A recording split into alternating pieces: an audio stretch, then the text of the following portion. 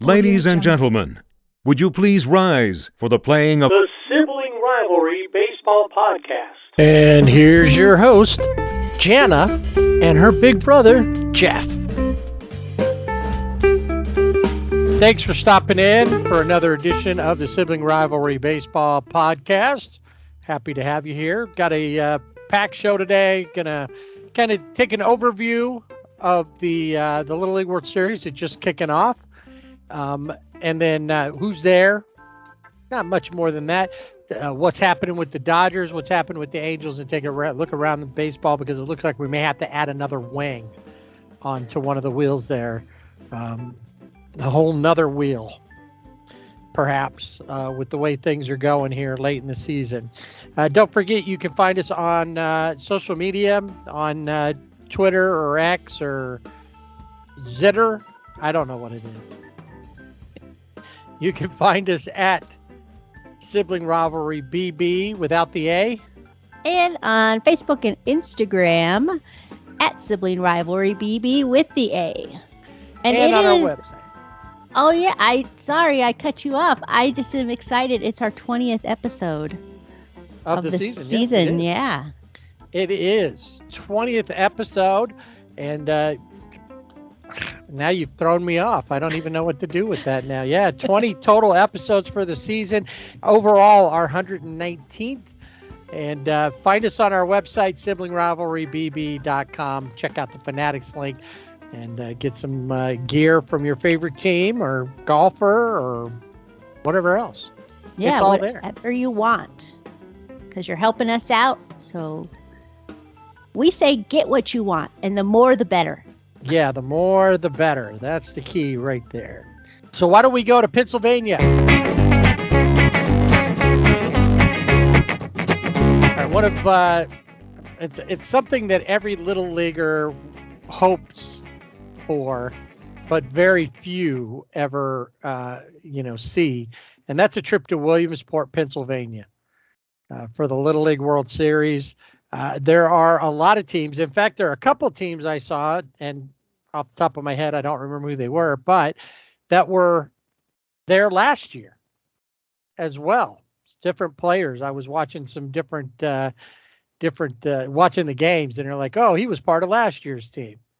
So it's like, cool. So why don't we take a look and see who is in Williamsport?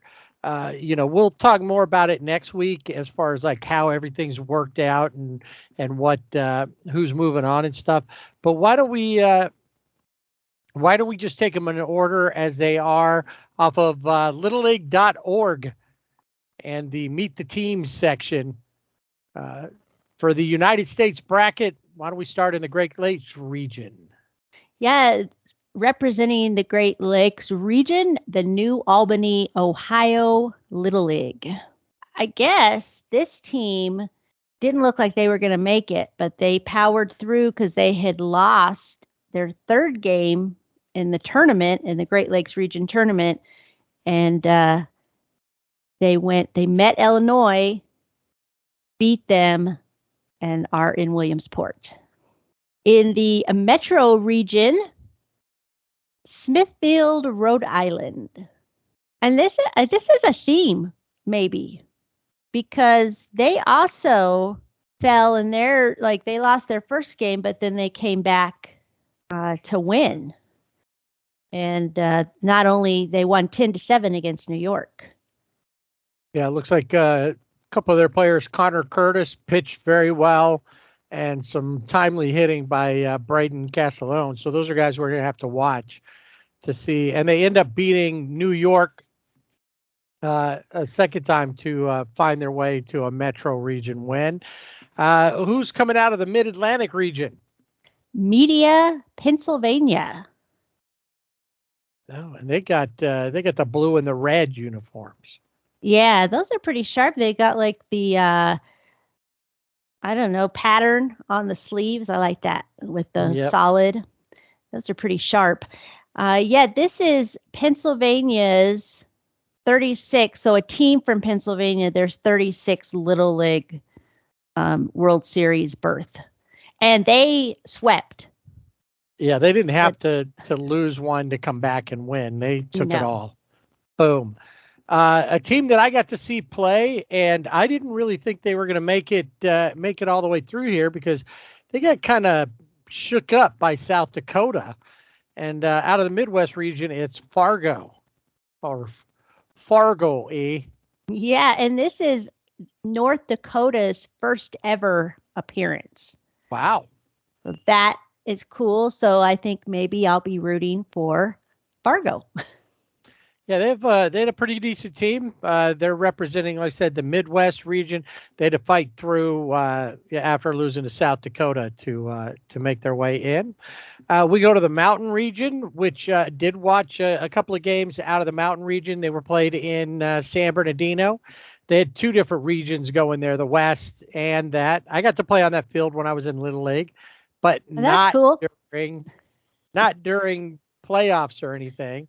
They just we were real close to there, and our Mitchell Little League, they set it up for us to go. We played two different games there at. I think I went to the concession stand at there. Yeah, you probably did. Anyway, Henderson, Nevada, comes out of the Mountain region, and they also swept their region and move on. They took it to the defending champion, Utah, which was one of those teams where they had people from last year's teams that went to Williamsport. Yeah, New England region is Gray New Gloucester Little League from Maine. And they defeated Massachusetts for the second time in the tournament to make it to Williamsport. And if we head to the other side of the country, the Northwest region. The Northwest region, won by Northeast, Seattle, they also swept through their time. And appropriately enough, they're wearing like the emerald green. Yeah, their uniforms remind me kind of the All-Star uniforms. A little bit of that. Definitely. They're actually better. Definitely better.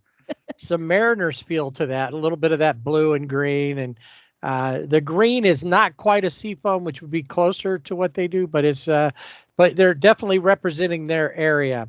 Now, this one I mentioned last week, this team out of the Southeast region, Nolensville, Tennessee. And I told you it was Stella and the fellas, as they said. And if you look at the picture on the website, Stella's on in the first row, sitting right in the middle. Yeah. And then the team around her. And then the kid right behind her, I can't remember his name, but he's like their number one pitcher. And and Stella becomes the 22nd female to play in the Little League Baseball World Series. Cool. Yeah. All right. The Southwest region brings you a team from another T state, Texas. Yeah, Texas. Needville. It would be Needville in Texas. It wouldn't be Needville, would it? I don't know. It depends on what part of Texas. I know if you're Tennessee, it's Nolensville. Right. Exactly. And if you're from Tennessee, you'd say, oh, look, they're playing Needville. That's okay. Yeah. But if you're in Texas, Needville. Yeah, probably Needville. Yeah, got to have the draw. This is a 28th appearance by a team from the state of Texas, which we know they've got good baseball there. Yeah, they do. And another place that seems to put out some good baseball teams is Southern California. And out of the West region, El Segundo Little League will be representing the West in the light blue. They got the UCLA colors. They do. Yeah, totally. Those anyway, they beat Hawaii. Sponsored by UCLA. Right? They beat Hawaii and Northern California, not Carolina, California twice in order to make their way. And it is a 53rd World Series appearance by a team from California. Yeah, the Golden State. That is impressive. So that just shows you what we had statistic a while back, but the majority, I don't know now, but I would say the majority of players born in the United States, the majority of them come from California. All right, let's take a look at the international teams. A team that actually a region that always has a team that competes heavily is the Asia Pacific region. And out of Chinese Taipei, it's the Kulishan Little League. The Chinese Taipei, a team from Chinese Taipei, first qualified for the Little League World Series back in 1969. They won the World Series in... So they've won the World Series 17 in 19 appearances. There we go. I couldn't read that right, apparently. Yeah, their most recent one was in 1996, so maybe they're due. It seemed like every time for a while there, that 17 of 19, it seemed like every year, Chinese Taipei is going to win, whatever. It just became the thing.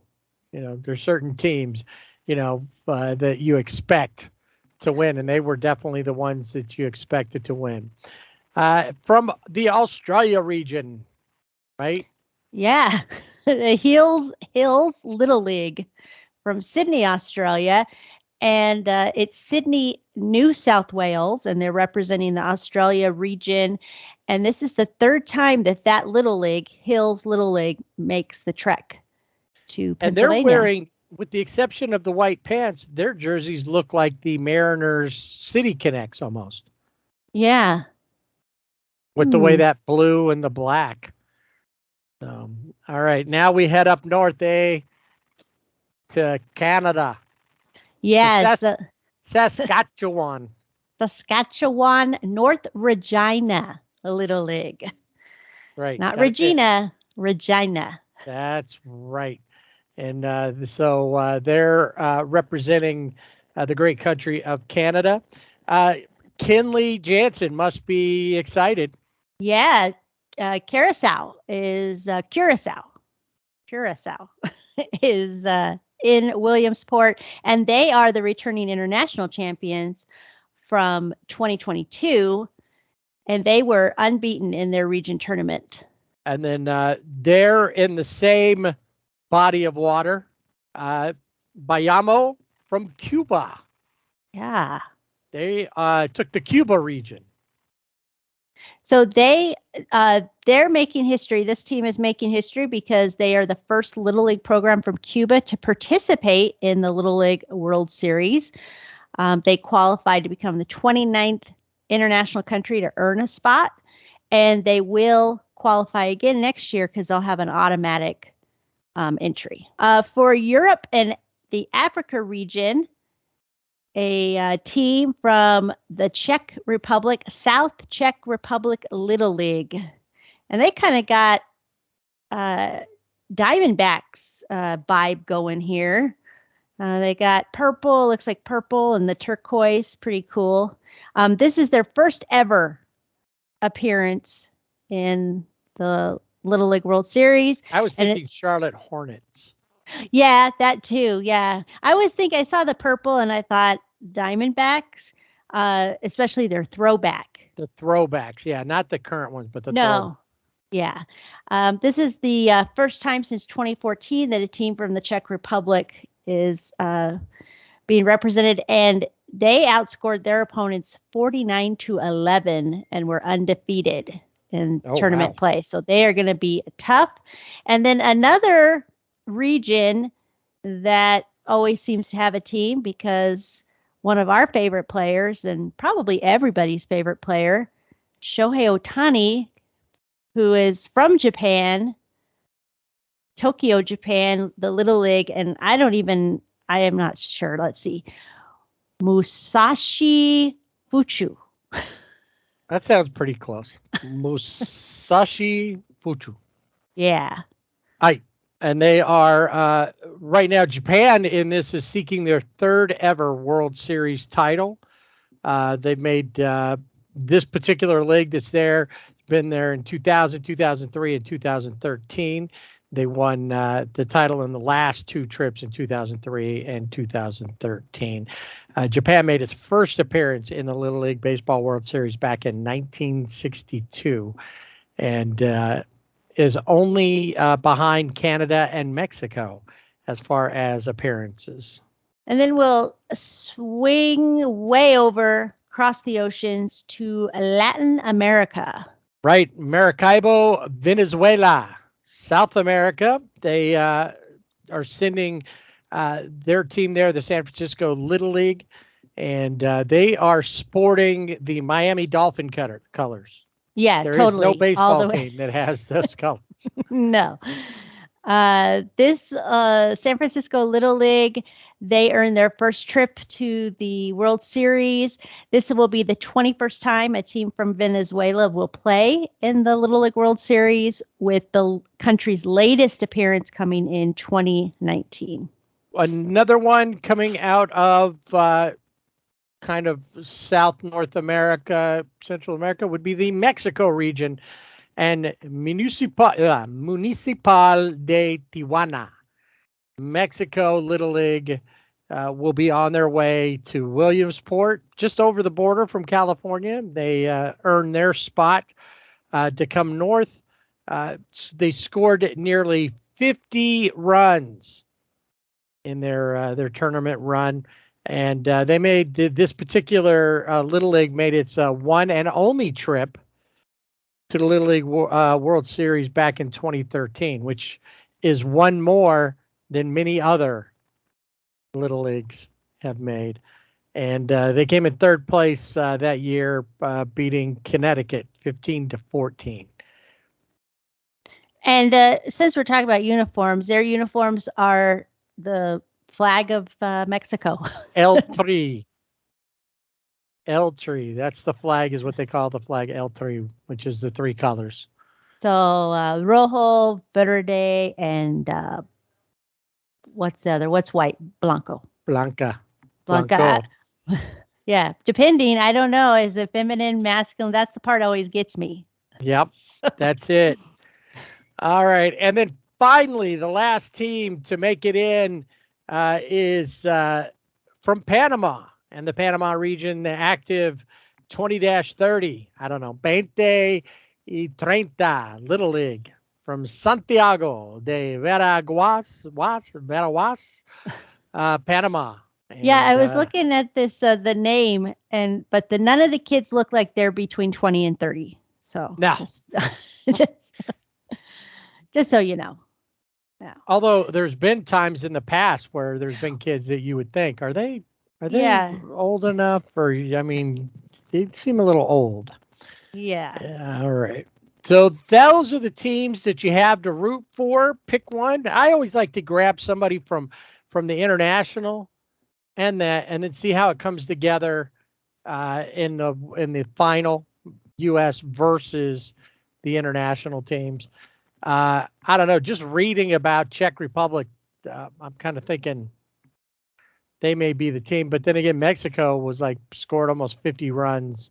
So the two of those teams are putting up a lot of offense. Yeah, it'll be fun. It'll be interesting to watch.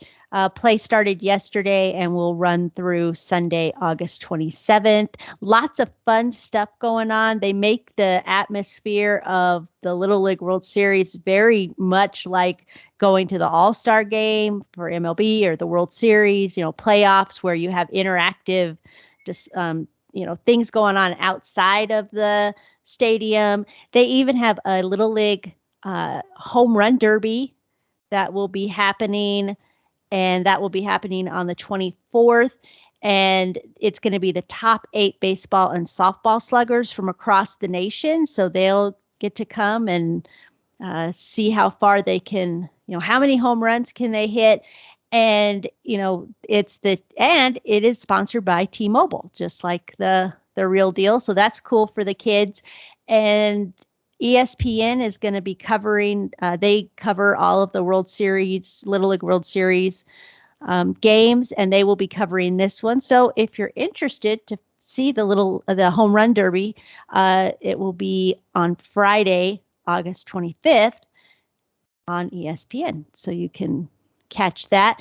And then, of course, I think a favorite of everybody, especially for the little leaguers, is the Little League Classic. Right. Yeah. You get the big league teams in there, and they get to hang out, get to meet some of them, maybe their favorite players, but they get to meet big leaguers and maybe even slide down the hill with them. Yeah, I would like to see how Trey Turner is going. He slides into bases. How does he slide down a hill? I think that would be fun to watch. So it's going to be the Nationals and the Phillies, and they will be playing on Sunday. And Washington will be the home team for that event. And the teams get there earlier in the day. And like you were saying, they hang out with the little leaguers, sign autographs, obviously, go down that hill, the famous hill there in Williamsport. And so it's just a lot of fun. And it's going to be at the historic Bowman Field in Williamsport. I'm not sure. I don't have confirmation on this, but I think the Nationals are the home team because they are the closest to a Little League team. Oh, okay. That would make sense. In fact, I think maybe Mexico or the Czech Republic could probably beat them. Wouldn't that be crazy if that was the real Little League Classic, is an MLB team versus a Little League team, and then who could win? Because those the Little Leaguers, what could they do on the base pads? They could slide through legs around. Mm-hmm. That'd be kind of fun. It could. That would be. I think so. I'm with you. Rob Manfred, you want to do something fun? That's it. Yeah. It's time for Dodger baseball. From Williamsport to Phoenix.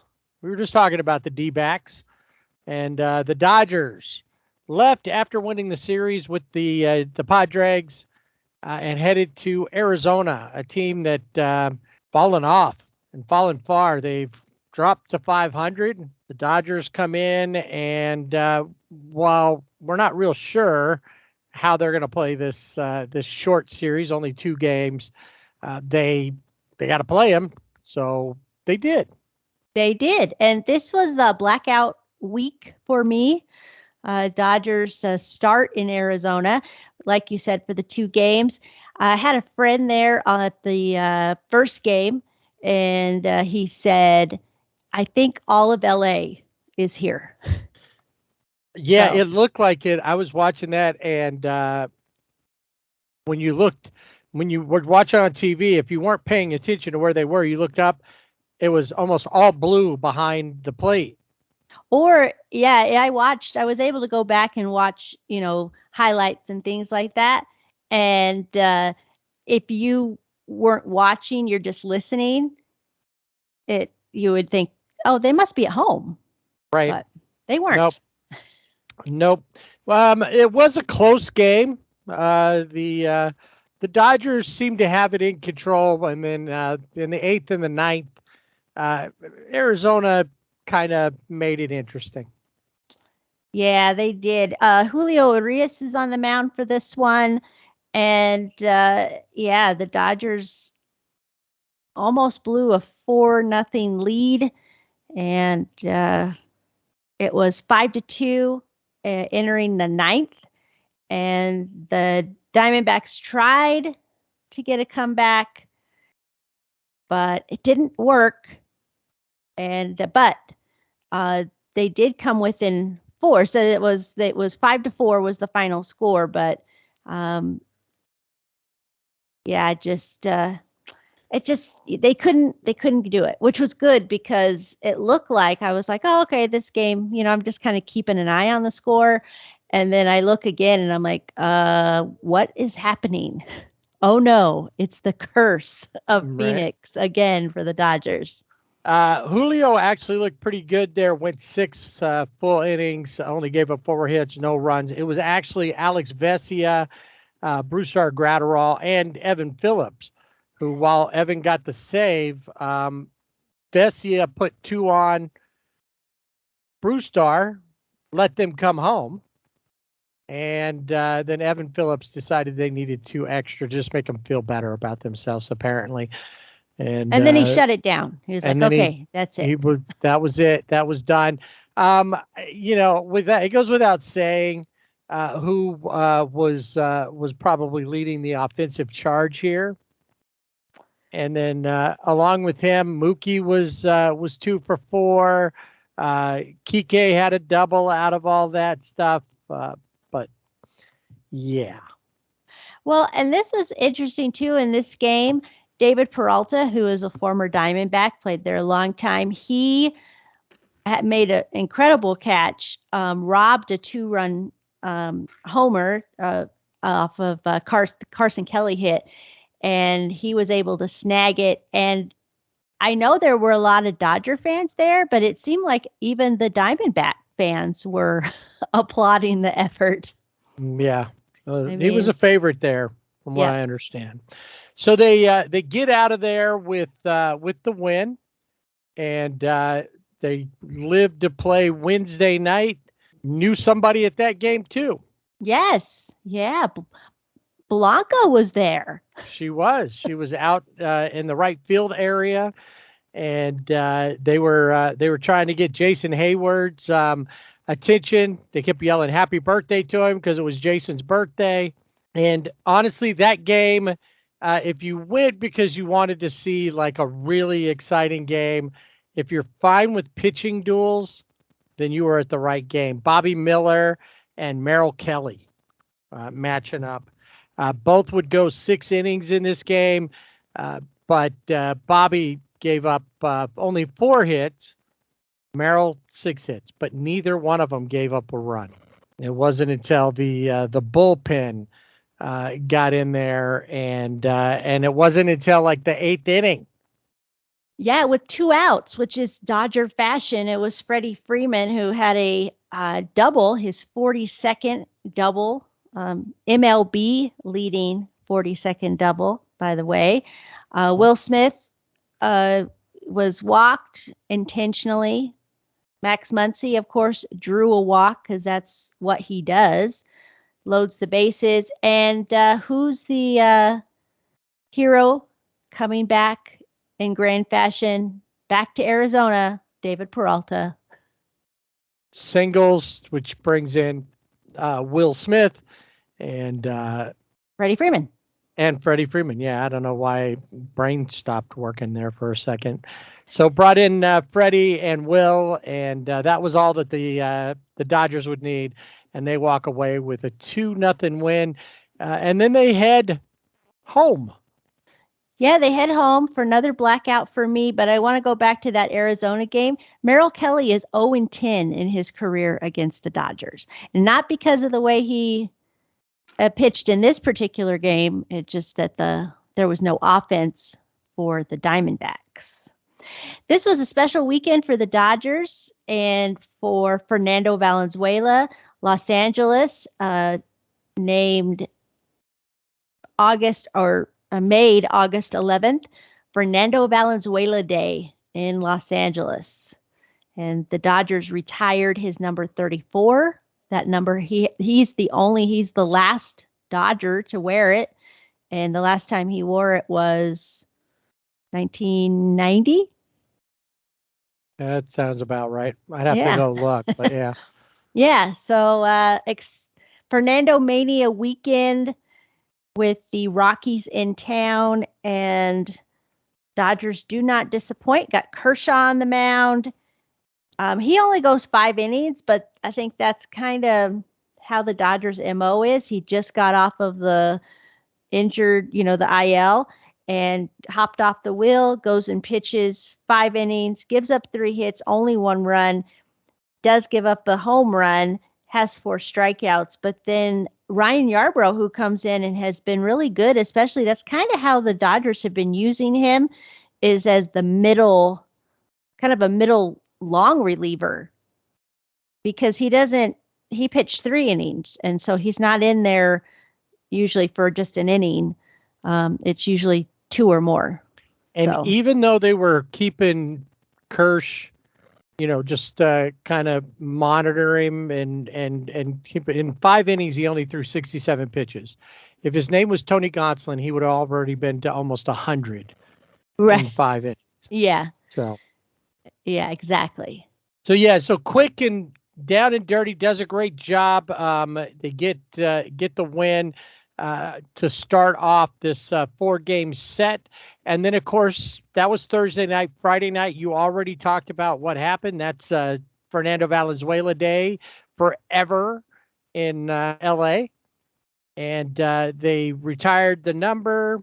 Had a nice, Sandy Koufax was there on the days with them. And Mike Scioscia got up and did a quick speech about playing with him as they both kind of came up together there. And they had a couple other folks that spoke, but, it was a real nice thing. And, Fernando really didn't know what to do with himself because he just doesn't like that kind of attention. But it was nice to see that, he and his whole family, and to see the 34, because normally those numbers that are retired up there, all of them are Hall of Famers. Yeah, so this was something the Dodgers decided to, for this occasion, they decided we'll overrule that rule, and we are going to retire number 34. And of course, Fernando is part of the Dodgers organization. He is a broadcaster on the Spanish broadcast for the Dodgers.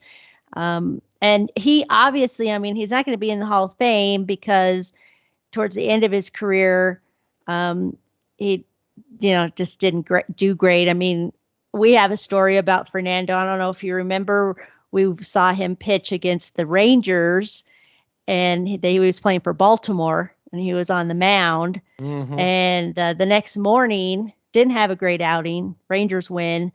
The next morning, we go to breakfast, and Planet Head has a breakfast burrito. Now he is accustomed, living in New Mexico, he's accustomed to hot, and, but then he wasn't, and it was warm. And so he started sweating, and our dad said, started chuckling and said, maybe after last night's outing, Fernando's in the kitchen making the burrito for you, right, and put in the hot stuff. Yep. So, had to get him. He had to have that to get him ready to be a crew member. Yeah. So exactly.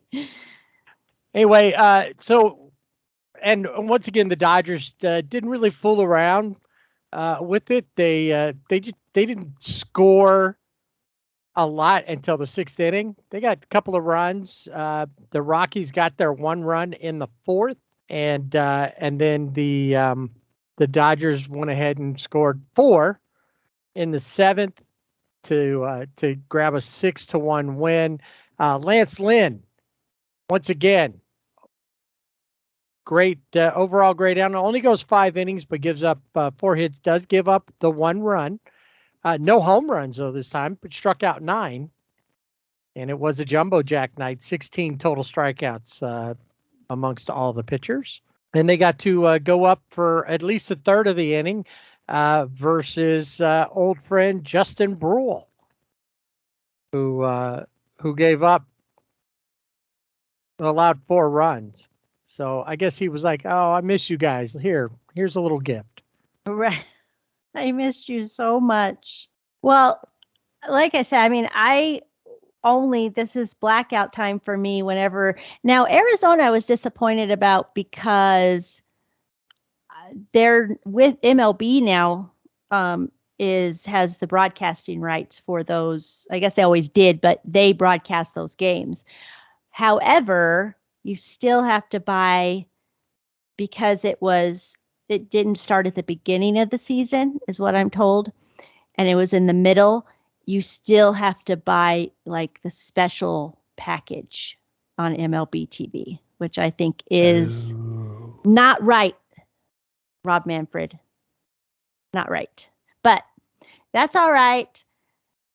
Rockies and Dodgers play again. Tony Gonsolin's on the mound, and this time Tony Gonsolin, according to Dave Roberts, was like, he's got to do better or we don't know where he might be. So a little bit of a warning shot over the bow maybe to Tony.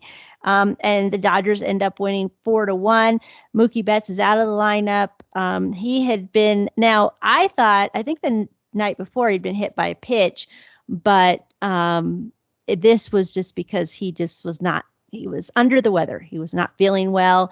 So he was out of the lineup. And this is what's interesting. If you go back and look, and this is not all the time, because in the next game, this doesn't hold true. But for the most part, you have the games in Arizona, Betts 2 for 4, Freddie 3 for 5.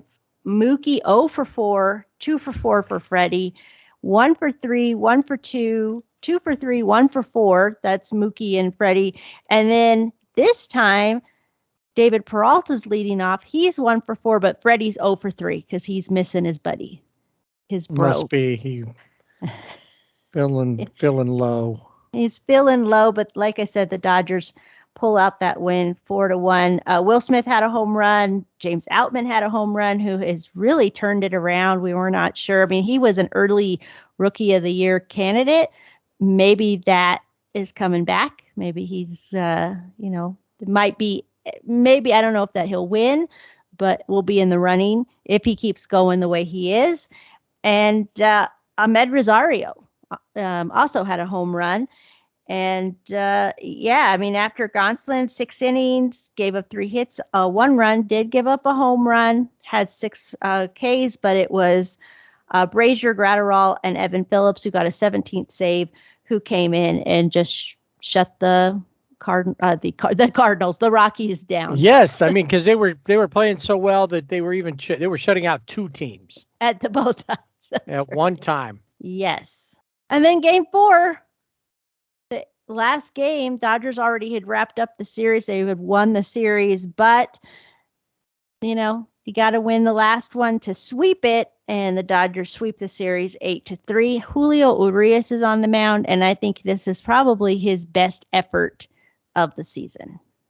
Yep, 7 total innings pitched, gives up 3 runs, strikes out a dozen, and as they go on to grab the W there, 8-3.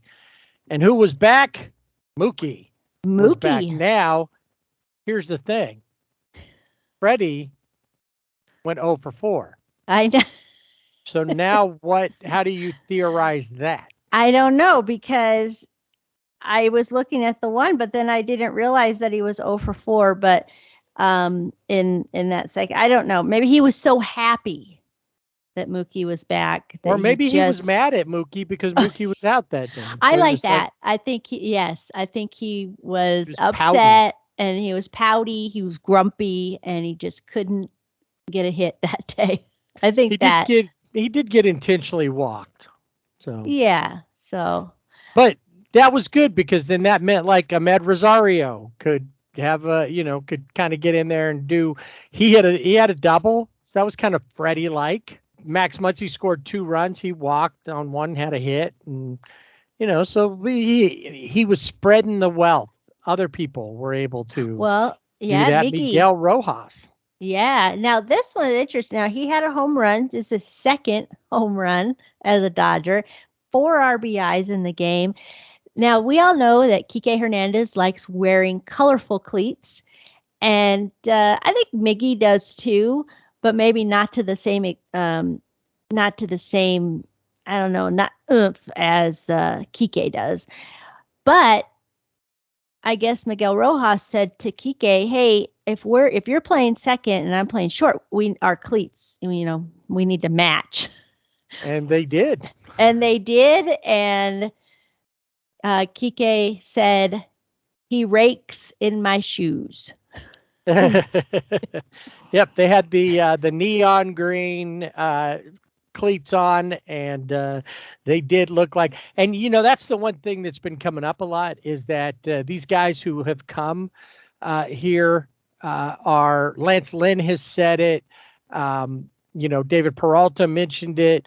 but they're all saying Kike has said it too, that they realized when they came here. Ahmed Rosario has also said it, that playing with the Dodgers, they feel like they're excited about baseball again. There's just something different about playing with the Dodgers, the overall feel of the organization and that. And that's why we're seeing these guys do so much better.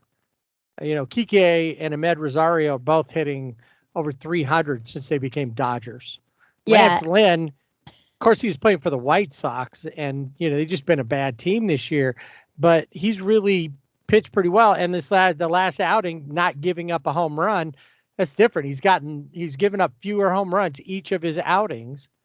Started out, he gave up 3, then he gave up 2. Now he's given up none. You know, that's not going to say that that's going to continue that way, but he's definitely helped stabilize, and with Kirsch back, stabilize the pitching staff. And it doesn't feel as desperate now as it did before. Yeah, and we have Julio, whose last 2 outings were, especially the last one, was the Julio that you always expect on the mound. And even Tony Gonsolin, if that was his make it or break it appearance that he needed to make in that game, in the third game against the Rockies, I think he did it there, going the 6 innings, getting out of jams as he needed to. And even I think Doc said that he, looked a lot better. So if you have more stable, where it's not as chaotic, where with Julio, you just didn't know, was it going to be good? Was it going to be bad? Right. I don't know. With that, did you see that there is My Big Fat Greek movie number 3? Yes. Now the sad part is that the actor who played Gus, her dad, has passed away, so he won't be in this next one. But apparently they're going to Greece. And I think they still use Windex for all of the ailments. Windex. I just put a little Windex on it. Everything's good. Everything's good. All right. So that wrapped it up. They had a great week. Came out of San Diego, barreling down. Then on the 2 series this week, they sweep. And, I think that's an 8-game winning streak that they've been on. They now have a series with Milwaukee, and then the Marlins come to town. So it's all about the M's, Milwaukee and Miami. Yeah. And the Brewers and the Marlins. Brewers and the Marlins, and then actually don't know, but they might get a little bit of a break, which, of course, that's the thing that you worry about, is because Cleveland comes to town. Cleveland's, sub 500. Who knows? As long as nobody upsets Jose Ramirez, I think it will be fine. Somebody's getting punched then. Otherwise. Yeah. All right. Who's your player of the week? Player of the week, I always feel like, especially lately, it's either Mookie or Freddie. So this week, I went with Julio Urias. He had 13 innings pitched, had gave up 8 hits, 3 runs, 1 walk, 17 strikeouts. Maybe not a stellar, could have been more, but it's on the road to righting the ship for him. Hey, before I give you mine, JD Martinez, is he back coming up this week? Yes, he is back. So you back into the regular flow of things. Of course, it seems like they were fine without him, but maybe they'll just be that much better with him. So that's very cool. I went ahead and just randomly picked the guy I talked about a little bit ago, Ahmed Rosario, because he's just been playing well. He's been playing well defensively, and everybody talked about what a bad shortstop he is. But when he's played there, he's made some great plays. He's been hitting the ball. He's been having fun. That way, it's not just the Mookie or Freddie show. These guys, this is a team where you never know, aside from those 2 guys, who might step up and carry the team. Yeah, definitely. I think the line, that the lineup, when you look at it, there's always going to be, somewhere you've got. So just looking at that game number 3 where Tony Gonsolin, you had David Peralta, who was 1 for 4, Will Smith, Kike Hernandez, Jason Hayward, James Outman, and Ahmad Rosario, who all had hits, some RBIs. And the guys so I guess sometimes the guys that you count on, that you think you can always count on, they don't always have the great nights, or they get intentionally walked, or whatever it may be. But you have the other guys, as David Peralta has the freight train, the train just keeps moving, no matter who's up at the plate. That's right. Just keeps on arriving.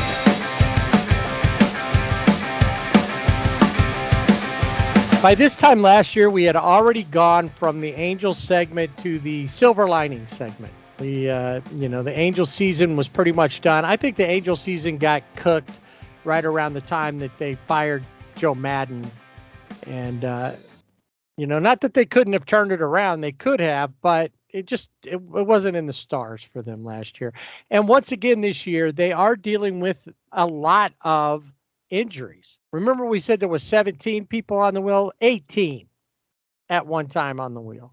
Now, some things are starting to change. We're going to start seeing some people coming back. Mike Trout is starting to hit, not off the high speed machine yet, but we don't, and they're not putting a time frame on it. They want it to be, he's still sore, but he's swinging a bat. He's trying to get there. Zach Neto is getting ready to fire up some baseball activities. The only one that's not doing anything, that continues to have issues, Anthony Rendon. And it's interesting because the other day I was listening to MLB radio, and they had Phil Nevin on. And I guess he talks to them every other Friday or something like that, to Loud Out. And they asked him about him, and you could hear him kind of not really want to say anything. But then he goes, well, he's working on it, but there's still some things. He wants to compete. He wants to be out there. And then Perry Manassian also said something similar. Perry didn't want to talk about the team while the team was there. He wanted them to leave and go to Houston. Then he talked about them. And, of course, he didn't say anything like, yeah, we're still in it. Because if he says, no, we messed up and we shouldn't have done this, then the team's going to fall apart even more. True. He's not going to say that. Plus, then it's an indictment on him. Oh, yeah, totally. Because he's the one who makes the moves. So, but Mike Trout, they may very well be completely out of it by the time Trout gets back. I may have gotten that part right. After playing so well, they've played really poorly. They got swept by Seattle. They've got the Giants coming to town. The Giants are a team with a wild card spot last time I looked. And they just a better overall team. And after the first game of this series, it looked like maybe the Angels were going to continue on, just getting thumped. 8-3 was the Monday night game. And honestly, the Giants didn't do much until the ninth inning. In the ninth inning, they were able to put 6 up on the board, and that was all thanks to, oddly enough, Carlos Estevez. 2 bad outings in a row, and he, gave up 5 runs. Aaron Loop would give up 1. He actually let an inherited runner score and then gave up 1 on his own for them to end up losing this. Patrick Sandoval had looked pretty good. 6 2/3, only gave up 2 runs, struck out 8. It was the bullpen that dropped the ball for him. Actually, the guy that you wouldn't have expected, Carlos Estevez, to drop that. Logan Webb gave up 7 hits over 5 2/3 and struck out 6. The Angels just couldn't get anything really going. They had 9 total hits, but really just other than a triple by Grichuk and a couple of doubles, one by Shohei and one by Renfroe, there's just nothing there. And you just figured, okay, so it's going to be another one of those series. And you figure, well, okay, it's an early week series. Nobody's really watching. Hopefully they don't, maybe they'll win one. Who knows? They're under 500 now. They'd been at 500. Now they're under 500. And the next night, tough game, but the Angels put up 4 to start. And unlike they've been doing, which is put up 4 or 5 in the first or second inning and then let the other team score at will from there on. Yeah. They did let the Giants score 3 in the third and 2 in the eighth, but they had scored 3 more on their own, and they take a 7-5 victory in Game 2. Lucas Giolito gets the win. Finally, he picks up his first win in an Angels uniform. And help thanks to Brandon Drury, who had 3 hits in the game also. Yep. It was kind of a, I guess, a bullpen game for the Giants. They sent Scott Alexander. Remember him? I do. Pitcher. Yep.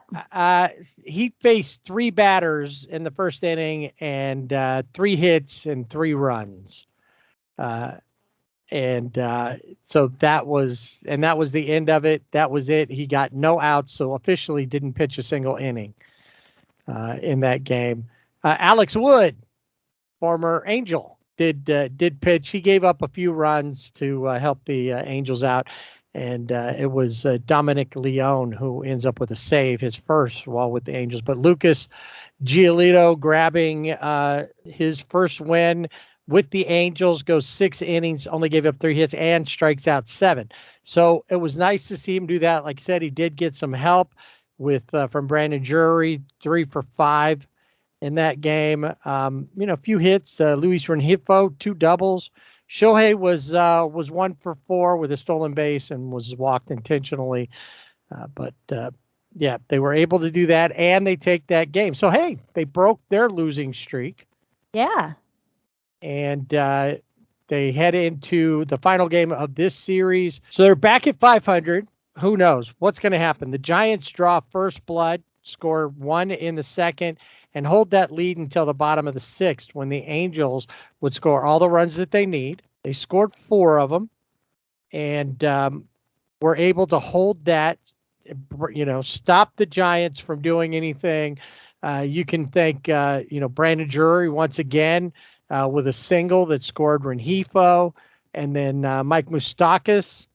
He ended up driving in 3. That was one of those was himself with a 3-run home run.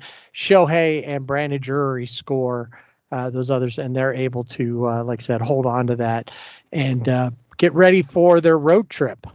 Yeah, and always have to have a Shohei moment, I guess, stat. We should start that. Shohei stat of the week. And in this one, he surpassed Babe Ruth in another 2-way player way. He became the first player in Major League history to have multiple seasons with both 10 victories and 10 home runs. Yep. Picked that up, went 6 in this game. Only gave up 3 hits and 1 run. The weird thing is that when he finished with this, he said he wasn't really feeling that well. Yeah, he said he was tired and he was struggling. And that's struggling. What do we do on a daily basis? Right. And other pitchers that aren't doing what he's doing, that aren't even pitching as well. So, and as a result of that, Shohei's next start pushed back. He asked to miss the next start so that because he's just feeling a little fatigued. He said, Phil Nevin said that Shohei told him, "I only need to miss 1. I'll be fine after that." But that's what I'm thinking. Good that he told him. Yeah, I mean he's played every game this season. Right, at which he said after the game too that he might consider taking a day off. He consider. Yeah, I would say he should take at least 1 day off or a couple days off. But maybe there's no reason to if you're if you're not going to play for anything, I would say, oh, you're on your way to making it to the playoffs. Rest up a little bit. But right now, it doesn't look like they're going to find their way to the playoffs. And it certainly didn't look like it when they got to Houston. No, especially those first two games, identical scores. Yeah, back-to-back 11-3 losses. They just looked anemic. They couldn't really get anything going. Sure, 7 hits, but the 3 runs, it didn't stand out like, hey, we're really in this and we're working hard to get there. CJ Crone does hit a home run, his first as an Angel or as a returning Angel. But since he's been here, he got that.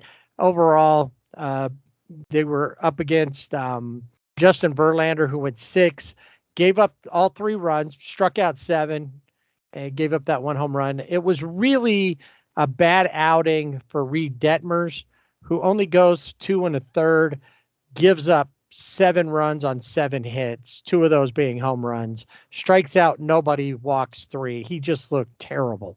Yeah, and Rosenberg, what's his first name? Kenny Rosenberg. All right. Yeah, he wasn't much better. He pitched 5 innings, gives up 7 hits, 4 runs, and 5 walks, no strikeouts. Doesn't give up a home run, but still. In this game, too, just as an aside, Justin Verlander, he became the 50th player in Major League history to start 500 games. This was his 500th game, pitching against the Angels. They just didn't have it. So while nothing was happening for the Angels, it was a big night for a guy named John Singleton. You ever heard of John Singleton? John Singleton. Yeah, that name sounds familiar, but he played, but then he when went was to his last home run? Do you remember? If you don't know the exact date, that's fine, but maybe if you can get to like a year. Oh, probably, I don't know. I'm going to say 2014.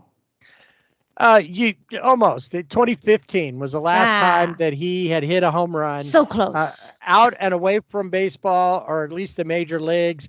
Comes back, and on this night that he's coming back to play for the Asterix, 2 home runs, and really helped drive 5 RBIs on the night, 3 for 4 overall. Had a great game, and he ate Reed Detmer's lunch and then everybody else he faced that day.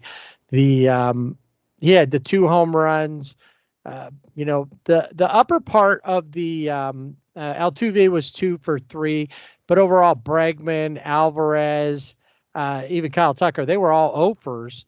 It was a lower part of the order. Yanier, Diaz, Mauricio Dubon, of course, Singleton, Jeremy Pena, and even Martin Maldonado, who hardly hits anything, batting 181 on the season, went 3 for 5. Wow. So good game for them. Like I said, the very next night ends up being the exact same score, the Saturday night game. And this time it was kind of an oops, what just happened here home run. A surprise home run from Andrew Velasquez that Squid hit, and it really was. If you see the swing, it really was unexpected that it carried all the way out of the park. They really, once again, couldn't get anything going. They did muster up the 3 runs, double from Hunter and Shohei. JP France basically had their number, and pitched well. Tyler Anderson, once again, not great. 4 2/3, gives up 7 runs on 6 hits. JP France, 7 innings, gives up 4 hits and 2 runs. It was just below average. And Kyle Tucker was 0 for the night before, but in this game, he hits a home run. And I think this is funny because you can't even compare the two. He shouldn't be in this conversation, but his buddy, Jose Altuve, thinks he should. He said, this is a quote from Altuve, "I know Shohei is having a crazy season, MVP type of season." not MVP type, MVP season. But Tucker, he said MVP type, but Tucker is having a great, great year, and he should be in there with the MVP conversation. No, he shouldn't be. he should not. He And could be maybe the it's team- because he doesn't have, his view is limited. Right. He can't see very much, barely over the bag. I'm sorry, I didn't see that. There was a grain of dirt obstructing my view. Yeah, I just saw that quote and I was Tucker's like, been having a really good year. I mean, he's played solid. He was an all-star. Yeah. But he's not at MVP status. And you know what, though?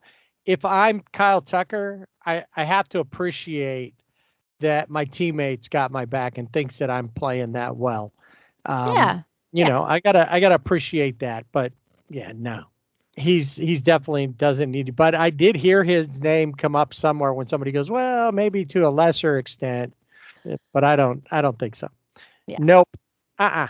Anyway, we go to the final game of the series, the wrap up, and the Angels. Well, not a whole lot of offense in this game either. They did send Chase Silseth to the mound, who overall has been pitching much better over his last few outings. This time he does go 5 innings, no runs given up, just 4 hits, struck out 5. Jose Urquidy on the mound for the Asterix, and he goes 5 as well. He gives 3 hits, but he gives up 1 run. And the Angels, and that 1 run that he did give up was, do you know? Yeah. Was it a number 41 home run? It wasn't? Unfortunately, it was not. Darn. I thought it was. No, that one was the first relief pitcher, Parker Mushinski, gave up number 41 to Shohei. No, it was Mickey Moniak drove That was my in next guess. Eduardo Escobar, who had doubled earlier in the inning, Yes. and that was the first one. And then thanks to the home run, because it was 1-1, they walk away with a 2-1 win and avoid the sweep, which is good. They do win that one, and they maintain, or I think that's 1 game under, or does that put them back at 500? That put them under 1 game under 500 after what they had lost. So, well, I think it's good. They're going back. They're going to face another division rival.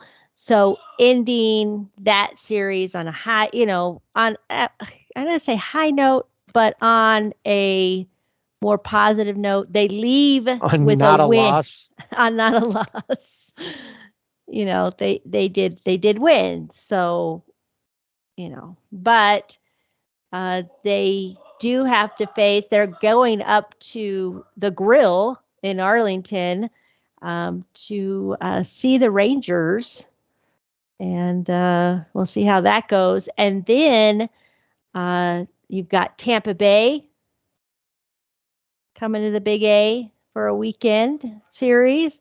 And then Joey Votto and the Reds will be there. And the rookie brigade has been there. Now they have cooled off recently, but it just here they go. The only thing that looks good for the Angels in their future right now is that they have the Mets coming up.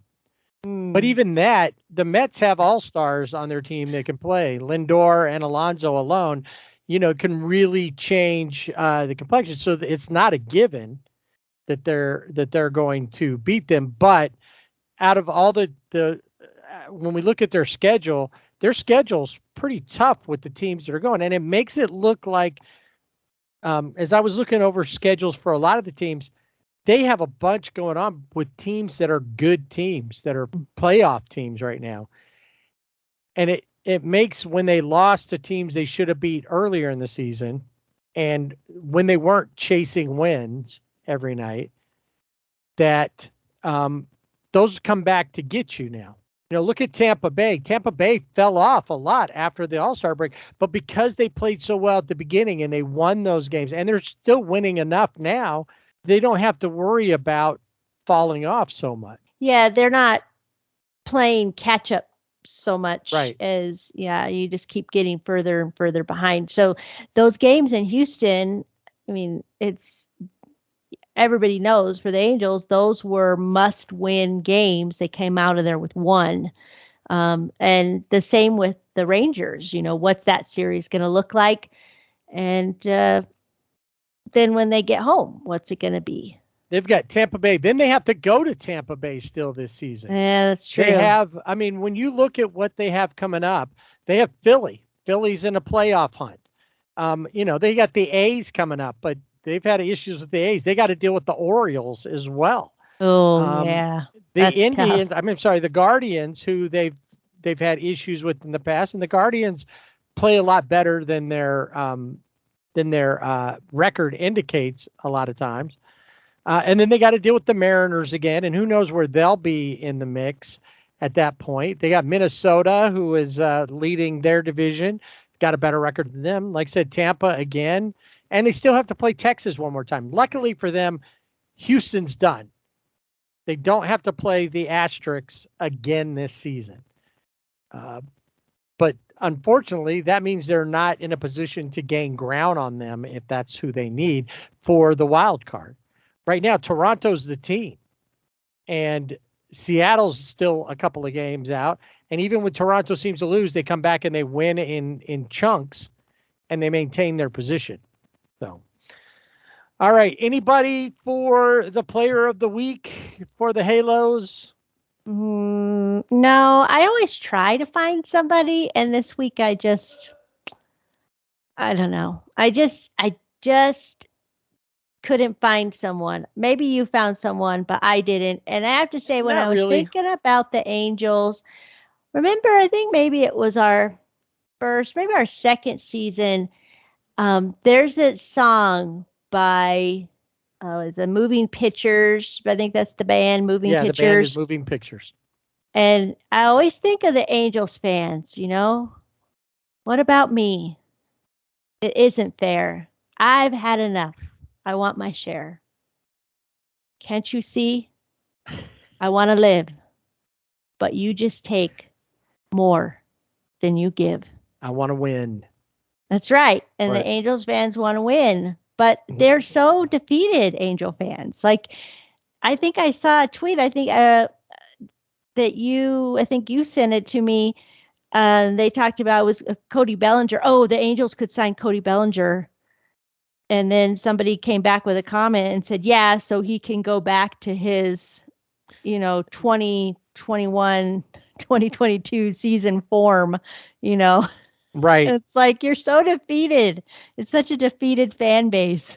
It's true. Yeah, and that's what you would expect to happen. He's not going to play like he did. We're going to get him, and he's going to go back to the reasons why the Dodgers didn't sign. I get it, because I even thought Tyler Anderson had a really good year, really a comeback year with the Dodgers last season. And so I thought, oh, that's just a good signing for the Angels. And it hasn't been. No. And I wonder, is it Tyler Anderson, or is it the pitching coach and his staff? Yeah. And Phil Nevin, for that matter. A lot of people want to do this, and I'll give this. Sam Blum, who writes, is on the Angels beat, said that there's a lot wrong with the Angels, but Phil Nevin's not to blame, kind of thing, as far as that goes. And I think part of it is nobody within the Angels organization's really talking, except for Phil Nevin. Phil Nevin's had this put on his shoulders. And I will agree that there are things that happen with the team that are not Phil Nevin's fault.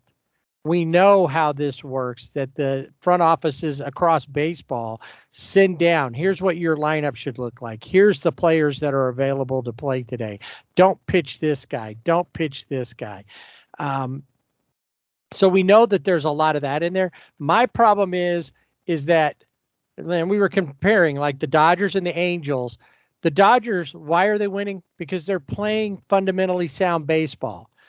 They're hitting the ball, they're clutch hitting, they're situationally hitting, and they're playing good defense. The Angels are not. CJ Crone, in a game, trying to remember which game it was, but he comes up, fields a ball. I think it was during San Francisco. And instead of turning and throwing and knowing where he was going to go as soon as he got it, he just didn't know where to go. Finally, he was able to get an out at first, but he could have went to third and got a force out. He just wasn't paying attention. He threw 2 balls away. That would have been double play balls. Yeah. Threw them out into left field. And he's not the only one. They're just not, and it's not even a matter of that they're making a lot of errors where they're missing a ball or misplaying it. They're making mental errors. They don't know where to throw the ball. They throw it to the wrong place, or they're just lackadaisical about it, and it doesn't help them. And thus, these other teams are able to pick up and, if the other team's making mistakes, let them. Don't do anything that's going to stop them. If they're already having issues, let them continue to make the mistakes. And that's what teams are doing with the Angels. The Angels, a lot of times, they're facing some good pitchers and that, but a lot of times you're just beating themselves. They're swinging at bad pitches. They bounced twice before they got to the plate. They're still swinging at them. It's stuff like that. Maybe it's not that extreme, but Yeah. Well, and then one of the things I was reading an article about the Angels, and Phil Nevin, I think it was after one of the games in Houston. He said, yeah, you go in the clubhouse, it's quiet, the guys have their heads down, it's just, I know they can play. Well, yeah, they can play, but can they play well? And how are you helping in that endeavor? Right. There's a guy named Dan Clark who is a writer. He writes baseball articles and things, and he tweeted this, reposted now. You don't tweet it, you repost it.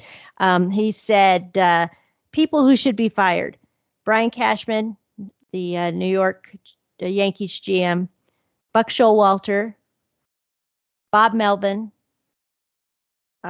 Rick Hahn, who's the general manager of the White Sox, Perry Manassian, and he doesn't mention Phil Nevin, which I thought was interesting. Yeah, So I maybe wonder about that, because I think Phil Nevin has been he's got a reputation as a good guy. Yeah, I that's don't what I'm saying. know. Maybe there's some sympathy, like, hey, this is what you were handed. Now we know how things are run in the clubhouse. He doesn't have control over that with, Perry But and his guys or his goons. Can we call him Perry and his goons? Perry and his goons, And to and Artie, for that matter. Right, that have lockers in the clubhouse. That's a no-no. Right. But they're doing those things, and so there's obviously he's playing things around. going. He's playing along. Nevin is. Yeah. But that's why I'm not blaming him for the construction of this team. What happens on the field, aside from who he's directed to put out there, that's directly on him and his staff. Right. When you listen to, and once again, because I see so much Dodgers, they're talking about, these the utility players, and even Mookie, when former Angel coach Dino Ebel is having infield practice, these guys are out there and they're fully engaged and they're playing, and they're not making mistakes, or they're rarely making mistakes. Sometimes a throwing error is going to happen. You get amped up, or you make a play. I know Kike the other day made a play. He threw it. He shouldn't have. Yeah. But in the end, it didn't come back to bite you. But Kike realized, and at that point, they've got a different vibe. That's not happening with the Angels.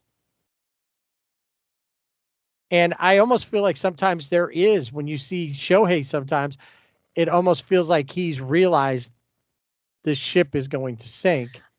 And he doesn't feel like he's playing as part of the team. He's part of it, but he's also playing for himself to finish out the season and finish strong. Yeah, and after his last outing, he came off the mound and you could see he was frustrated. I think he's frustrated with himself. He felt like he didn't pitch well in that outing. But I know there's frustration for him when, he feels like he didn't live up to what he thinks he can do. But I wonder how much of that frustration was just an overall, I need to get this, emotion out, which we normally don't see. You just don't see. I mean, he hits home runs and very rarely, he trots around the base, and he comes in and does, but you don't see how some guys, when they go around the bases, pumping their fist or whatever they're doing, you just don't see that emotion, and you're seeing a little bit more from Shohei. But I would say if you ask him about it, he would say, "Oh no, it's on me. It's how I perform." Right. It's my Shohei's like frustration. Mickey Mantle. Mickey Yeah. Mantle said, "I tend to run the bases with my head down because the pitcher feels bad enough already that he gave it up. I don't want to add to it." Right. Yeah. So No need to do the stutter step. with all this said, the Angels are not out of it yet. No. They still have an opportunity. Can they do something? Yes. Will they do something? Right now, it doesn't seem like it. But they're only, as of the weekend, they're 8 games out of the wild card. But a good 10-game stretch could put them right back in. The Yankees are having problems. The Red Sox have been pretty consistent staying about where they're at. Seattle, who knows? But the Angels have a chance. We get Zetto, we get Trout back, and they both come back and play to the top of their form, especially Trout. Things can change around because it changes the dynamic and the whole feel when you look at the lineup with Trout in there and Ohtani, and with these guys, especially Brandon Drury hitting the way he's been hitting. It really can, and Mickey Moniak, he's been hitting pretty well. It really can change the whole feel of it, and it makes teams rethink how they're going to play you. Yeah, definitely. When you're going through a lineup and you've got those, Trout and Ohtani, or Ohtani and Trout, however it's going to be in the lineup. Yeah, you think differently. Yeah, I'd like to see Trout come back like he did last season, where he was just on fire. And, will that intensity, if he brings it, that should funnel out to the other players. Because, it's there. They can do it. But will they? And will Perry and Artie let them? Right. Or will they be all singing, "What about me?"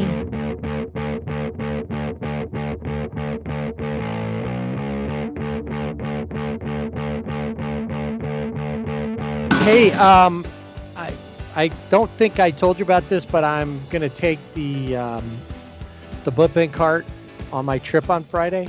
So so tomorrow I'm going to Oakland to watch the A's and the Orioles play. Now, when you decided to take the bullpen cart, did you fill out the forms that are in triplicate and send me the pink copy? I thought you got the goldenrod. No, I always get the pink. Goldenrod, that goes in the file. Okay. And what about the main one? Do I take that with me so people know that I officially got that? Okay, I'll get those done before I leave. So let's hop in the bullpen cart, take a ride around baseball, and as always, we start with a player of the week. Yeah, we've got 3 Players of the Week. In the American League, it is just Jose Altuve. He is the third Astro to win the award in the last 5 weeks, but he was 13. How many of those were Kyle Tucker? 0. Oh, and he's having an MVP season. That's right. But Jose Altuve, he was 13 for 25 with a home run, 6 RBIs, 3 doubles, 5 walks, and a stolen base in 6 games over the past week. He had a .520 batting average and a 1.373 OPS, and helping Houston to a 4-2 record. In the National League, co-winners this week, none other than Mr. Michael Lorenzen. He had a historic week. He tossed a no-hitter against the Washington Nationals. He faced 31 batters, striking out 5, and had the complete game shutout in his new role with in his role with his new team, because it's not a new role for him, but Right. He's said that with his new team, the Phillies. And the cool thing is he wears his cleats are Vans, Mhm. and those Vans are going to be in Cooperstown. Which the only way for him to get to Cooperstown is to buy a ticket and go, or get his cleats in there. So, because he's not a Hall of Fame pitcher, but that doesn't mean he can't have Hall of Fame moments. Every player can have a Hall of Fame moment, even if they're not a Hall of Famer. Yeah, very cool for Michael Lorenzen. And then we head down to Atlanta with Matt Olson. So you got the no-hitter on the mound, Matt Olson at the plate. I mean, he leads the National League in home runs, RBIs in 7 games. He went 12 for 30, 4 home runs, 10 RBIs, a double, 9 walks, 400 batting average, and a 1.372 OPS. Now, I want to go back to something regarding Matt Olson. Yes. Because of what Ronald Acuna Jr. has been doing, and of course, we've talked about Freddie, Mookie, but at the beginning of the season, who was my way too early pick for MVP? I'm pretty sure it was Matt Olson. It was. I had Matt Chapman in the American League. That's right. And Matt Olson. Yes. And obviously, I was just saying Matt Chapman as a placeholder for Shohei. Right. But even I couldn't even imagine that Shohei would be this much better this year. But Matt Olson is in the end, he's going to end up getting MVP votes, but he's not going to get enough. But he has been playing like an MVP. Yeah, you can tell. I think last season, he had a good season last year in Atlanta, but this year, very much like Freddie, when you look at the numbers, their numbers last year, they have improved upon them. And I think it's because now they both feel comfortable where they're at, because I think they both it was uncomfortable. I think for Matt Olson, Freddie didn't like the way thing went down, and Matt Olson's like, well, you guys still you'd rather have Freddie. Yeah, because he had to fill that spot. And so now he's showing like, hey, you don't need to miss Freddie. And it's okay, because we love him in LA. And it's tough, too, because Freddie was an MVP there in Atlanta.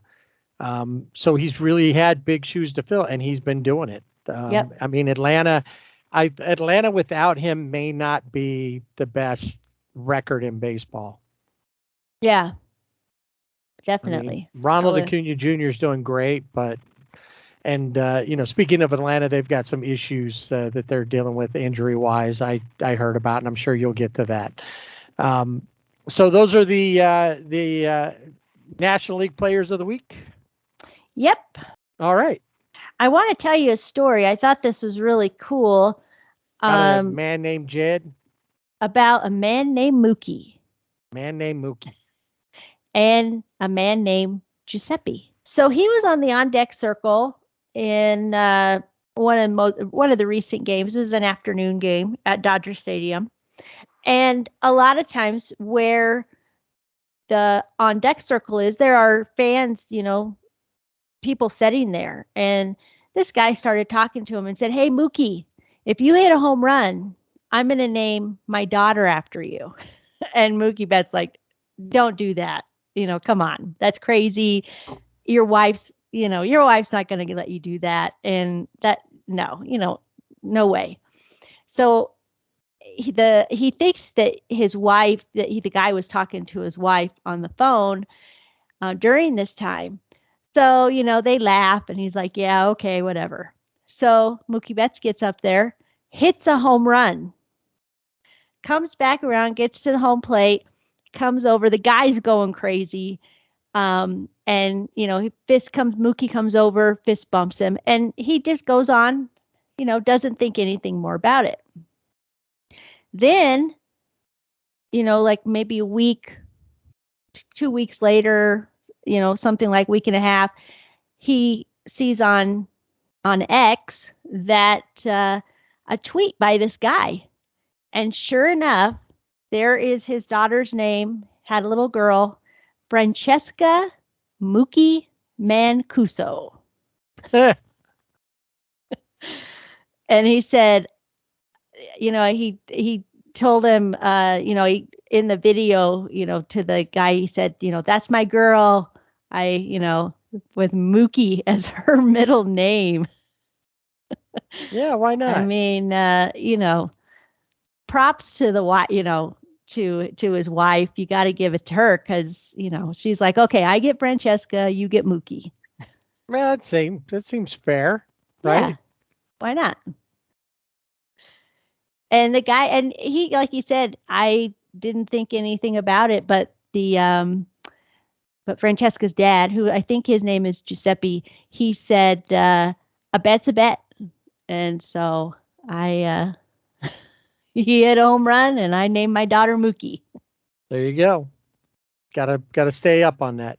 All right, so let's take a quick look at the standings. We were talking. Let's mostly, there's not a lot of reason to go too much on the regular standings. We know the Dodgers are only 4 up on San Francisco as of the weekend, and they still have another series with the Giants. But overall, it feels like the Dodgers are going to walk away with everything in the West.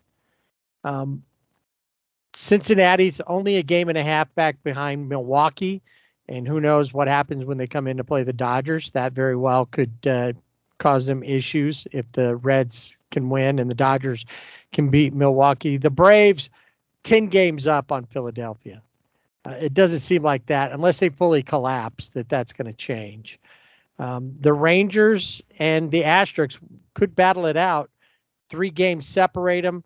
Seattle's only 6.5 game back, but Texas and Houston have really not played poorly for any long stretch all season long. Minnesota is building their lead. They're 6 games over as of the weekend, whereas Cleveland's 5 game under 500 and 5.5 games out. But that one, who knows? All of a sudden, the Detroit could go crazy and find themselves in the playoffs.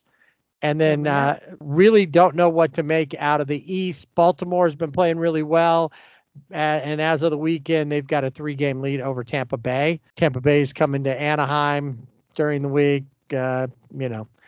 And part of the problem with what's going on with Tampa Bay now is we don't know what this recent issue that they're facing, if that's going to cause issues for the team or if the team can get past it. Because one of their superstars, young guy, Wander Franco, while this has not been verified fully yet, apparently the other day there had been some posting from someone in the Dominican Republic. The information that has come out so far is secondhand, so they're not sure. But instead of going to management and saying, "Look, this has been posted on social media, this could be an issue," Wander Franco in the clubhouse on his Instagram filmed a response to a post, basically denying everything, which is fine. That's fine. If nothing happened, great, deny it. with a teammate, Jose Siri, who's been having a fairly decent year, in the background, and he's yelling in Spanish that it's a setup and somebody's trying to get money from Wander, who signed a great contract, as a rookie, was extended. Tampa Bay didn't mess around with that. Not everybody's really stating what the issue was. You have to kind of read around and get the idea. But it did prompt a Major League Baseball investigation, and it led to Wander being put on the restricted list. Not administrative leave, but on the restricted list. He has agreed that he's not going to go on this most recent road trip. So he won't potentially play until about the 22nd of August, when the Rays get back to Tampa. The thing is that he apparently or allegedly had a relationship with a 14-year-old girl in the Dominican Republic. And while he says it didn't happen, MLB still has to investigate. Yeah, MLB is investigating, but now also the Dominican Republic authorities are investigating. And in fact, it has come out that there has been a complaint that is what brought to the authorities in the Dominican Republic, which has now brought this investigation. So not just the MLB, but now you have that country investigating. So it's a little more than what, because at first it was like, is this real? That doesn't seem real. Right. Could it be a money thing? Somebody just wanting some, just something to, they want to extort money from him. I did read earlier in the week that there are potentially more than one underaged, and that he completely denies it.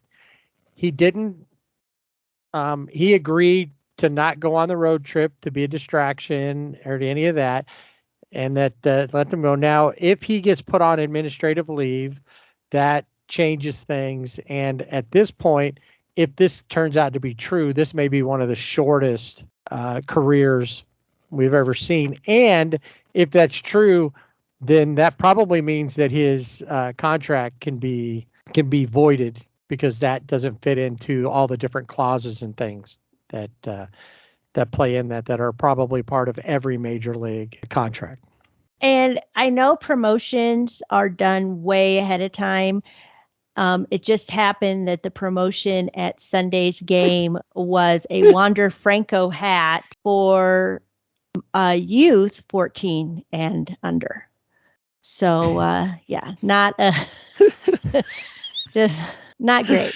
Oh, not great at all. Gotta love those things when they work out like that. Yeah, because the social media post, it was, they found it came out like during the game. And so he was, benched. And then, of course, like you said, he was in the clubhouse, which I thought was a very poor choice of venue. Yeah, and even doing it without talking to somebody, even he should have at least called his agent. Even what should I be doing? Alert the the manager, alert the general manager, let them know what's going on. So but you do that, and then the Rays said we didn't know anything about this until we heard about this social media post, and that's when they found out about it. Until then, nothing had been said. Yeah. So. It just is funny that there was that promotion going on just at the same time. Now let's bookend that before we get to the will with a really interesting story about Ozzy Albies, who loves fish, has 4 aquarium, tanks, not just these, fish tanks. He's like big deal. And when he's on the road, he has cameras on his fish so he can watch them. And I think he calls to talk to them when he's on the road, apparently. And he has like a couple of fish, or at least one, that when he comes through the door, that fish goes right up to the glass to greet him. So he's like the fish whisperer. Never knew that about Ozzy Albies, but now we do. Yep. Speaking of Ozzy Albies, he is getting to spend some more time with his fish as he rides the wheel of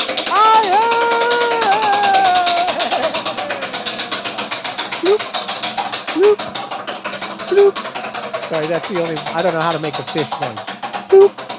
Yeah, that sounds pretty accurate. Yeah. Well, we'll start with Ozzy Albies. Yeah, why not? He's on the 10-day IL. He has a sprained left hamstring, and I guess it's something that's kind of been bothering him, and it looks like it might be a little bit more serious. So we will keep an eye on him, but he will be on the wheel with his fish, be able to bring his fish on the wheel. Mentioned that Tampa Bay Rays pitcher Shane McClanahan last week was on the wheel. This time he has moved, still on the wheel, but has moved to the SRBB Tommy John wing of the wheel, and he had Tommy John surgery, and he's going to be out for the rest of the season and probably next season also. Yeah, I would expect to see him in like 25. Yeah. Nestor Cortez came off the IL, off the wheel. Saw what a mess the Yankees were and said, jumped back on. Yeah, jumped back on. He has a second rotator cuff strain. So I'm thinking surgery is probably in his future. Marcus Stroman was another one. He was supposed to come off the IL after a hip injury sidelined him. Might have taken a little bit of a tumble when he jumped off the wheel because he has a right rib cage fracture and is back on the IL. So Phil Madden, the pitcher for Houston Astros, is on the 15-day IL with an elbow injury. Tests do show that MRIs, things like that, there's no structural damage. Jose Abreu is on the 10-day IL with back soreness. Joe Kelly is on the 15-day IL with forearm inflammation. When he was with the White Sox, he had elbow inflammation, was out from like July 5th to the 22nd. Hopefully this is not going to be as long. But I think the Dodgers were kind of warned that you get him, he'll probably be on the IL. But that's something that he did that, he had those injuries with the Dodgers before. So we'll see. Right. And he did give them, a handful of outings. Yeah. So, that, where he pitched well. So, yeah, no, there's. Yeah. Yency Almonte is on the 15-day IL with a knee injury. Jesse Winker's on the 10-day IL with back spasms. He hasn't quite come back. I think maybe we'll start doing a rehab here pretty soon, but still on the IL. Captain Caveman, Brandon Marsh, is on the 10-day IL with a knee contusion. And last but not least, I think this had just a lot to do with the City Connects, and he just couldn't take it anymore. G-Man Choi is on the 10-day IL with a rib cage strain. Yeah, I don't blame him. Yeah. I couldn't handle that either. That's it for the Wheel of IL. Still a lot of people spinning, a lot of players spinning around, and a lot of players getting off just to hop right back on. Yeah, that's crazy. So remember earlier I mentioned that sometimes you got to win those games, especially early season games where you're like, it's still early. It's not a big deal. Well, let's look at this. The Brewers face the Dodgers, then the Rangers, then the Twins. The Cubs, who are surging, it works out for them. They're playing the White Sox, the Royals, and the Tigers. If the Brewers had made it a point to beat all those people early on, and I'm not saying they didn't without looking at their full schedule, but built a lead that was a little more insurmountable instead of being surmountable, right? They wouldn't be having this. I mean, obviously the Cubs have just been on fire, but that's where it comes in, where you got to play. You got to play every game. You're going to lose some. You're not going to go 162-0, but you've got to make sure that you win enough of the series as you go to to make sure that when you get to this part of the year, you're not constantly battling to maintain your spot. I mean, the goal should always be, I always think I sound, it's like, it's just the obvious thing, but the goal is always to win every series. Or if you have the opportunity where you have a 4-game series, to split the series, to do those things. And I think sometimes that's the one thing with the Dodgers. I always feel like I get nervous when they play teams like the A's or the Royal, those, even the Rockies, who, this time around the Dodgers swept, but the Rockies have beaten the Dodgers in those situations where the Dodgers just, for whatever reason, I don't want to say that they don't take things, that not every team, that every team should take their opponent seriously, but you wonder sometimes, like, we're playing the A's. Right. So you don't take them, like you said, as seriously as you should. Yeah, because they could have, you overlook them, and then they could have, the pitcher could have a great game, or you could have somebody, that just has a great game at the plate, and then where are you? You're on the losing end, because that's baseball. That's just how baseball works. Mm-hmm. I mean, perfect example. I just want to say that the Mets fans should be thanking SRBB for my post of, we know what when they were playing Sunday Night Baseball, I thought we knew what the outcome was going to be. But guess what? The Mets won. So you're welcome. You're welcome.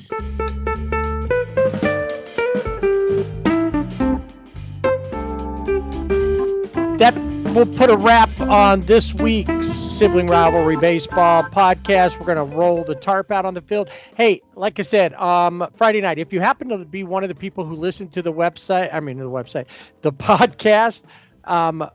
like right away, and you happen to be in the Oakland area, might be at the game on Friday night, the A's versus the Orioles. I'll be there. I'm off to the side on the first base side, more behind home plate, because tickets are easy to get for Oakland A's games. And at least at the beginning, I will be wearing, the whole time I'll be wearing my Sibling Rivalry Baseball t-shirt. But it does get chilly up there compared to where I am in Southern California. So I might have to throw a sweatshirt on or something like that. Just know that you will be seeing me wearing an A's hat, because for that night, I am an A's fan. Yes. So look for the tall guy in shorts. Yes. With an SRBB shirt on, A's hat, and then later a USC sweatshirt.